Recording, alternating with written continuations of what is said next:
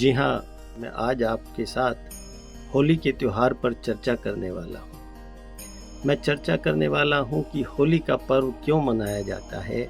मैं आपसे यह चर्चा करने वाला हूँ कि होली का यथार्थ स्वरूप क्या है, और मैं यह भी चर्चा करने वाला हूँ कि होली का सांस्कृतिक, धार्मिक, सामाजिक और आध्यात्मिक भाव अथवा संदेश क्या है। हेलो दोस्तों, नमस्कार, ओम शांति। आपको होली की मंगलमय शुभकामनाएं।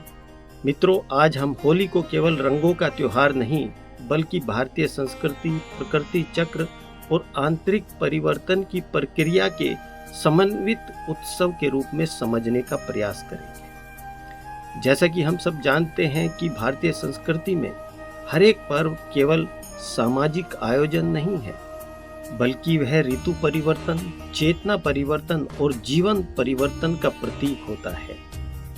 होली का त्योहार भी ऐसा ही एक अद्भुत संगम है। होली फाल्गुन मास की पूर्णिमा तिथि पर आती है।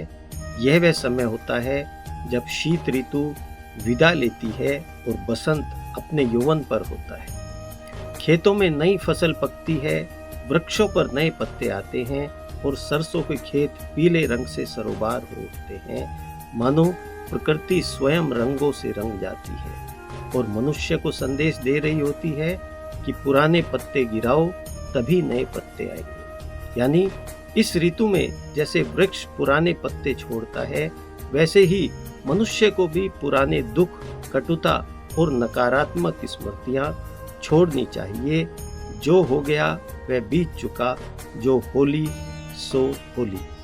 तो दोस्तों, होली का जो वर्तमान स्वरूप हम देखते हैं वह वैदिक कालीन अग्नि उत्सवों, प्रकृति के प्रति आभार और पौराणिक काल की भक्ति परंपराओं का समन्वित विकास है। तो हम इसी बिंदु को लेकर इस चर्चा को आगे बढ़ाएंगे और उसे समझने का प्रयास करेंगे। वैसे तो होली शब्द वेदों में सीधे रूप से नहीं मिलता, लेकिन जिन वैदिक अनुष्ठानों और वसंत ऋतु पर आयोजित होने वाले उत्सवों का वर्णन है, उससे स्पष्ट होता है कि वर्तमान होली का मूल स्वरूप वैदिक परंपराओं से जुड़ा हुआ है। होली शब्द होला का संस्कृत शब्द से विकसित हुआ है, जिसका अर्थ है अग्नि, यज्ञ या दहन। यह शब्द नारद पुराण, भविष्य पुराण में भी स्पष्ट रूप से मिलता है। वेदों में अग्नि को अत्यंत पवित्र माना गया है। ऋग्वेद का पहला मंत्र ही अग्नि की स्तुति से आरंभ होता है। अग्नि मिले पुरोहितम। इस मंत्र का अर्थ केवल भौतिक अग्नि नहीं, बल्कि शुद्धि, रूपांतरण, पापों का दहन और देवताओं तक आहुति पहुंचाने वाला माध्यम मानना है। और होली का दहन की परंपरा इसी वैदिक अग्नि तत्व से जुड़ी मानी जाती है। वैदिक काल में नई फसल आने पर 9 अन्येष्टि यज्ञ किए जाते थे। नई जौ, गेहूं की बालियों को यज्ञ अग्नि में समर्पित किया जाता था और ऋतु परिवर्तन का स्वागत उत्सव मनाकर किया जाता था। आप में से बहुतों को यह जानकारी होगी कि आज भी होली का दहन में जौ की बालियां भूनने का या अर्पित करने की परंपरा है, जो वैदिक कृषि यज्ञ की याद दिलाती है। इसके अलावा पौराणिक काल की भक्त प्रहलाद की कथा को भी होली का दहन का सबसे प्रसिद्ध आधार माना जाता है। कथा के अनुसार असुर राजा हिरण्यकश्यप अपने पुत्र प्रहलाद की भगवान विष्णु की भक्ति से क्रोधित था। इस कारण उसने प्रहलाद को मारने के अनेक प्रयत्न किए, लेकिन प्रहलाद हर बार अपनी भक्ति की शक्ति से बच जाता। एक बार हिरण्यकश्यप ने अपनी बहन होलिका, जिसे अग्नि में जलने का वरदान था, से प्रहलाद को अग्नि में लेकर बैठने के लिए कहा, किंतु एक बार फिर भक्ति की जीत हुई।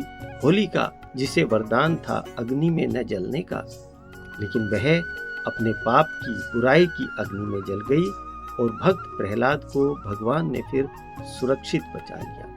कहते हैं कि इस घटना की स्मृति में होली का दहन की परंपरा शुरू हुई। परंतु इस कथा में कुछ आध्यात्मिक रहस्य छिपे हैं, जो इस कथा के माध्यम से प्रतीकात्मक रूप से बताए हैं। आध्यात्मिक भाव में यह पौराणिक कथा भक्त प्रहलाद की कथा मानव चेतना का चित्रण है। हिरण्यकश्यप अहंकार, सत्ता, भौतिक आसक्ति का प्रतीक है।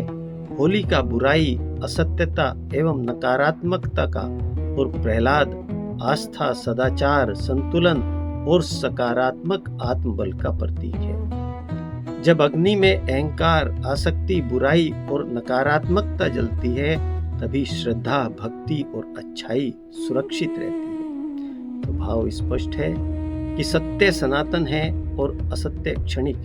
किंतु अब प्रश्न उठता है कि दहन तो हो गया, होलिका तो जल गई, फिर होली तो यहीं समाप्त हो जानी चाहिए। परंतु नहीं, क्योंकि यदि केवल जलाना ही उद्देश्य होता तो होली यहीं समाप्त हो जाती। लेकिन अगले दिन हम रंगों से खेलते हैं। क्यों? क्योंकि यह इस बात का प्रतीक है कि जीवन केवल नकारात्मकता छोड़ने का नाम नहीं, बल्कि जीवन सकारात्मकता अपनाने का भी नाम है। रंगों की होली विशेष रूप से भगवान श्री कृष्ण और ब्रज की होली से जुड़ी मानी जाती है। श्री कृष्ण नाम के अनेक अर्थ में से एक अर्थ है आकर्षण। ऐसा आकर्षण जो प्रेम, आनंद और सहजता से भरा हो। श्री कृष्ण भक्ति परंपरा में रंगों का अर्थ आध्यात्मिक प्रेम से जोड़ा गया है। लाल रंग प्रेम और ऊर्जा का प्रतीक, पीला रंग ज्ञान का, हरा रंग जीवन का, नीला रंग अनंतता का प्रतीक है। इस बात को हम इस ढंग से समझ सकते हैं कि मीराबाई और सूरदास जैसे संतों ने होली को ईश्वर के प्रेम में रंग जाने का प्रतीक बताया है। यह एक मनोवैज्ञानिक तथ्य भी है कि हम जिस संग में रहते हैं, जिस विचार को बार बार सोचते हैं, उसी रंग में रंग जाते हैं। इसी प्रकार जब हम बुराई, असत्य और भेदभाव के संग से बचकर सत्य, कृतज्ञता और समानता के संग में रहेंगे तो जीवन उसी रंग में रंगकर उत्सव बन जाएगा। मेरे प्रिय मित्रों, यही वह बिंदु है जो होली के पर्व का भाव एक गहरे आंतरिक और आध्यात्मिक अभ्यास में बदल देता है। जब हम स्वयं को पंच तत्वों से बना शरीर नहीं, बल्कि स्वयं को देह की मालिक, शुद्ध, शांत और ज्योति स्वरूप आत्मा के रूप में अनुभव करते हैं, तब हम समझ पाते हैं कि बुराइयां, अशुद्धियां हमारा मूल स्वभाव नहीं है। वे केवल परतें हैं। जैसे लोहे पर जंग लग जाती है, पर जंग हटाने से लोहा पुनः चमक उठता है, वैसे ही आत्मा पर भी नकारात्मकता की जंग लग जाती है। होली का दहन उस नकारात्मकता को पहचानने और समाप्त करने का प्रतीक है, और रंगों की होली आत्मा की चमक और शुद्धता को फिर से प्राप्त कर लेने का उत्सव है। तो होली हमें क्या सिखाती है? होली हमें यह सिखाती है कि परिवर्तन बाहर से नहीं, भीतर से शुरू होता है। अर्थात यदि मैं क्रोध को जलाकर धैर्य का रंग अपनाऊं, यदि मैं तुलना को जलाकर स्वीकार्यता का रंग अपनाऊं, और यदि मैं स्वार्थ को जलाकर सेवा का रंग अपनाऊं, तो मेरी होली सच्ची होली हो जाती है। दोस्तों, आज दुनिया में संघर्ष क्यों है? क्योंकि मनुष्य रंग को बाहर खोज रहा है। हमने उत्सव को बाहरी, दिखावटी बना दिया है, जबकि इसका मूल संदेश आंतरिक था। तो क्यों न इस बार हम अपने अंदर की बुराई रूपी होलिका का भी दहन करें। एक मिनट के लिए हम कल्पना करें कि यदि प्रत्येक व्यक्ति इस होली पर केवल एक अवगुण सचमुच छोड़ दे और एक सद्गुण सचमुच अपना ले, तो समाज का वातावरण कितना बदल जाएगा। होली हमें यह भी संदेश देती है कि जीवन द्वेष से नहीं, प्रेम से रंगता है। जब हम किसी को रंग लगाते हैं तो एक क्षण के लिए भेद मिट जाते हैं।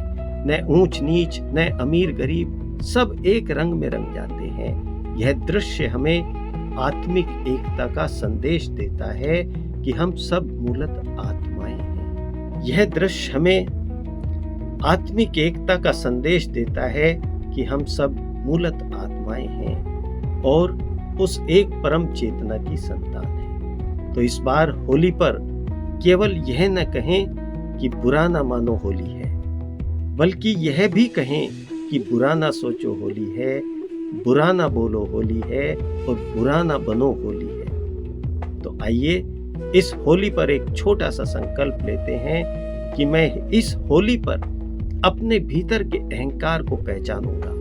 मैं प्रेम, शांति और करुणा के रंग में रंगूंगा और जहां भी जाऊंगा वहां सकारात्मकता का रंग फैलाऊंगा। यदि ऐसा हो गया तो होली केवल कैलेंडर की तिथि नहीं रहेगी, बल्कि एक उज्जवल चेतना की क्रांति बन जाएगी।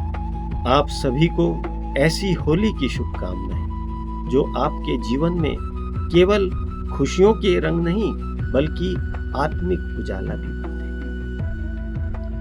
इन्हीं शुभकामनाओं के साथ मैं आपका दोस्त अवनीश आपसे जल्द ही फिर मिलूंगा, लेकिन उससे पहले एक निवेदन मैं आपसे करना चाहूंगा कि प्लीज वीडियो यदि अच्छी लगी हो या आपके विचार कुछ भी हो इस वीडियो से संबंधित, तो वह कृपया कमेंट बॉक्स में अवश्य लिखिए और इस वीडियो को लाइक और शेयर अवश्य कीजिएगा। बहुत बहुत धन्यवाद।